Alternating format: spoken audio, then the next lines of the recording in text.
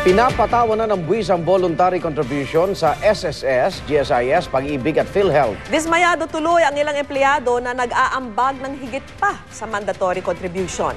Saksi si Lala Roque. Aminado ang BIR na kulang pa sila ng 7 billion pesos sa kanilang koleksyon ngayong taon. Kaya para matugunan yan, simula nitong Hulyo ay binubuwisan na pati ang mga kontribusyon sa Pag-ibig, SSS, GSIS at PhilHealth. Pero paglilinaw ng BIR, tanging yung mga pasobra lang o higit pa sa mandatory contribution ang binubuwisan. Anila, ituturing na raw kasing investment ang kontribusyong sobra sa mandatory dahil gaganda ang benepisyo ng mga miyembro halimbawa sa pensyon o halaga ng pwedeng utangin.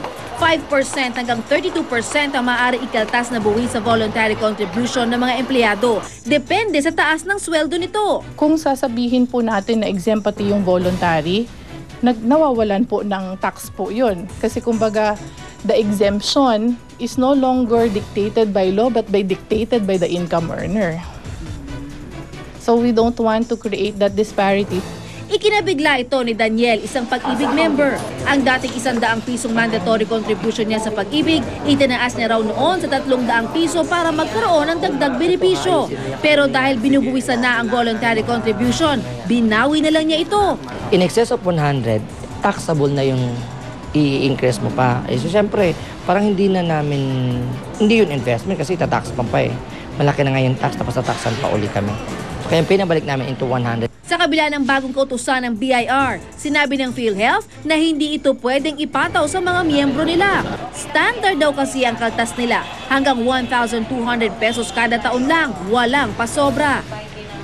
Kasi pantay yan, universal coverage, ang employed, voluntary, including the sponsored and the OWP and lifetime, pagdating sa hospital, iisa ang benefits natin. Automatic na kaltas naman ang bayaran sa GSIS, kaya hindi rin daw pwedeng sumobra sa itinakda ang kontribusyon ng mga miyembrong government employees.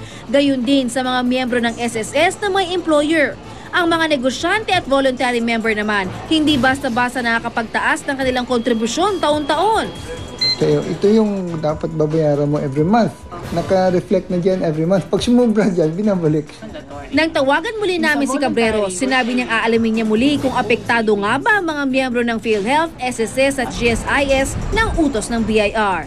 Sa ngayon, hati ang opinyon ng mga empleyado sa dagdag na buwis para sa kanila. Ayaw ko. Siyempre, buwis talagang added yun, di ba? Pagka sinabi mong buwis, added talaga yun additional payment mo Well, yeah, because if it is considered an investment, mga investments are of course taxable. Ako si Lala Roque, ang inyong saksi.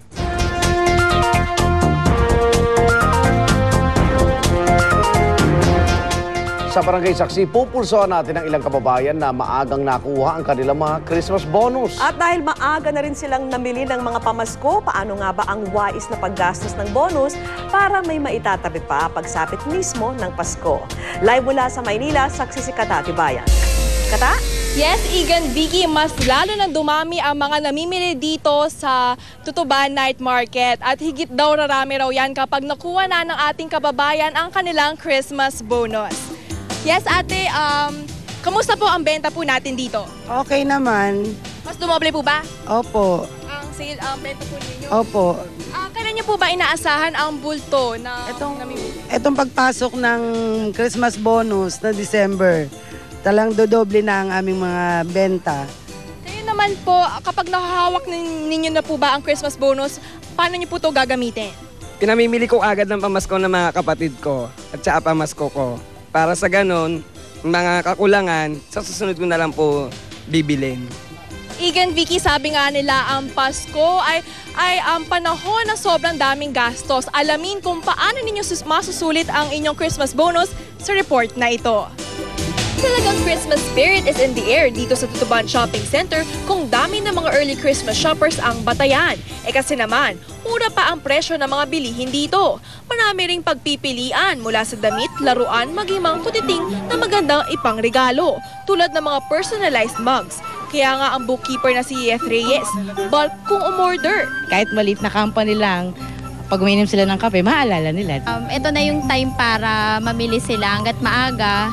nagra-rush na sila kasi alam nila mahirap na makapagsiksikan. Lalo na raw pag dumating na ang bonus ng mga empleyado tulad ng ilang empleyado ng Mandaluyong at Quezon City Government. Kaya ngayon pa lang, may shopping list na sila. Bilhin, syempre pang Noche Buena namin sa yung pamilya ko.